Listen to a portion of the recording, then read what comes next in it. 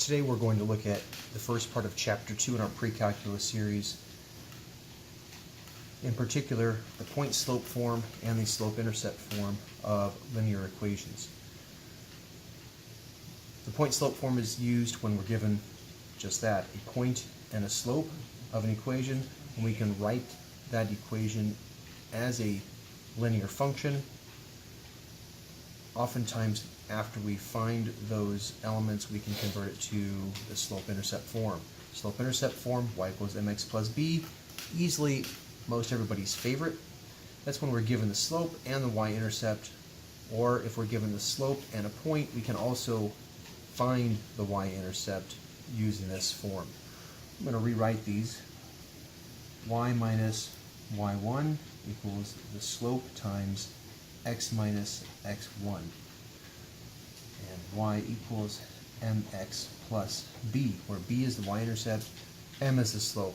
x1 and y1 are the ordered pair of any particular point. Usually we say this is point 1 or point 2.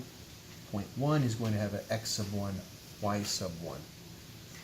Alright, let's take a look at some examples using each one of these forms.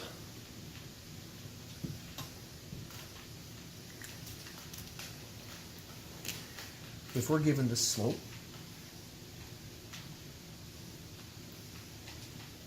m equals 5/3, and a point, 3, negative 2, we're going to utilize our formula, the point-slope form, and input the particular numbers. So this is going to be y minus y1 is negative 2, equals m, which is our slope, 5/3, times x minus x sub 1 is our 3.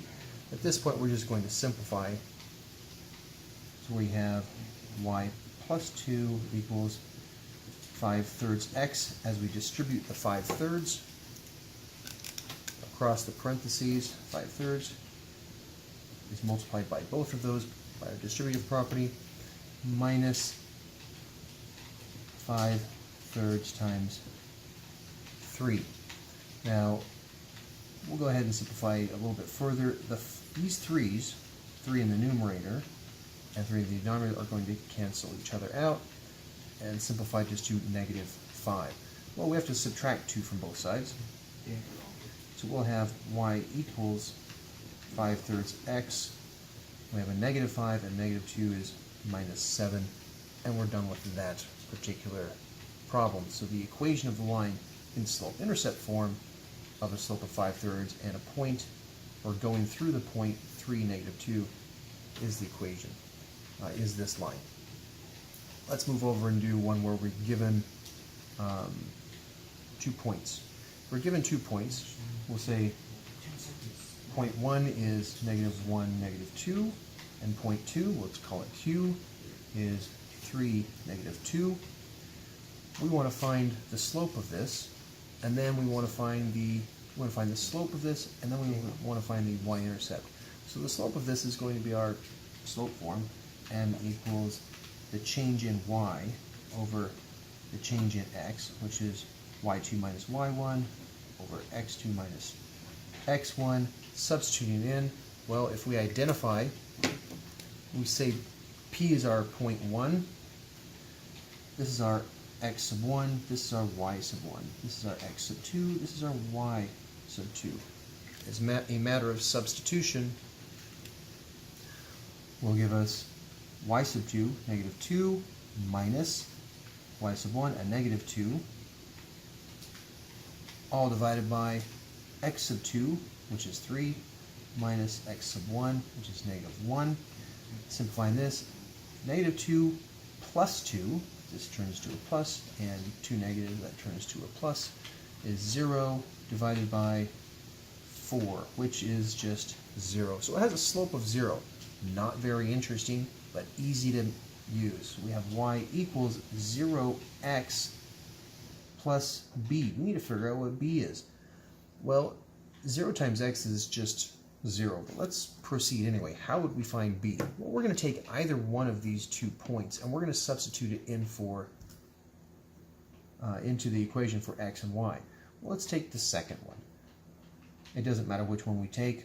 y2 is negative 2. So y is negative 2 equals 0 times x. X is 3 plus b. We're trying to find b. Well, 0 times 3 is 0. So we have 0 plus b equals negative 2, or just b is equal to negative 2. We're going to take that. B is equal to negative 2. And we're going to take that slope, 0, and we're going to plug it into our equation. Y equals 0x minus 2, or just y equals negative 2 when we simplify it. That is the equation of our line. Not very interesting because the slope was 0. It doesn't look like it's in slope-intercept form, but it ends up really being in that form. Let's move down to another example for each of these.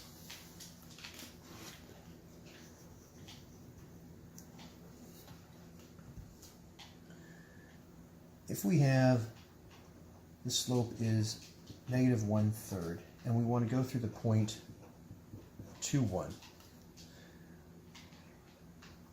In our point slope form, we're given a point and a slope.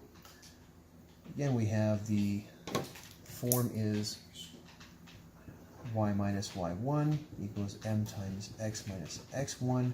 Substituting all of those values in, where this is x and y, and that's our m. Substituting everything in, we'll have y minus 1 equals negative 1/3 x minus 2. Distributing the negative 1/3 across both of the terms in the binomial, we'll have negative 1/3 x. Negative times a negative is a positive.